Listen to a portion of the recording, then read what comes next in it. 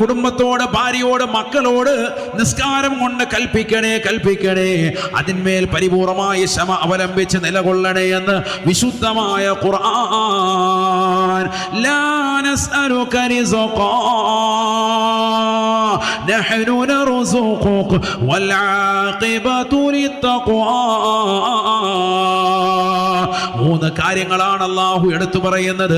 നിങ്ങൾക്ക് സമ്പത്ത് വേണോ, സന്താനം വേണോ, നിങ്ങൾക്ക് ജീവിതത്തിന്റെ ഉപാധികൾ അല്ലാഹു അടുപ്പിച്ചു തരണോ, റിസ്ഖ് നിങ്ങൾക്ക് വിശാലമാക്കണോ. റിസ്ഖ് എന്ന് പറഞ്ഞാൽ കേവലം ഭക്ഷണം മാത്രമല്ല, വീട്, വാഹനം, വസ്ത്രം എന്ന് വേണ്ട എല്ലാ വിഭവങ്ങൾക്കും കൂടി ചേർത്ത് പറയുന്നതാണ് റിസ്ഖ് എന്ന പദം. അല്ലാഹു മനസ്സിലാക്കാൻ തൗഫീഖ് തരട്ടെ.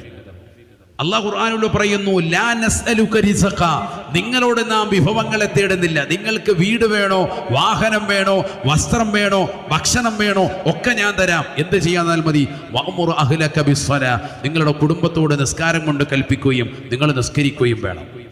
ലാ നസ്അലുക റിസ്ഖൻ, നിങ്ങളോട് നാം റിസ്ഖിനെ തേടുന്നില്ല. നഹ്നു നർസുഖുക, നാമാണ് നിങ്ങൾക്ക് റിസ്ഖ് നൽകുന്നത്. വീട്, വാഹനം, വസ്ത്രം, ഭക്ഷണം ഒക്കെ വേണോ, നാം തരാം, റെഡിയാണ്. നിങ്ങൾ നിസ്കരിക്കണം, കറക്റ്റായിട്ട് നിസ്കരിക്കണം അല്ലാഹു പറയാ.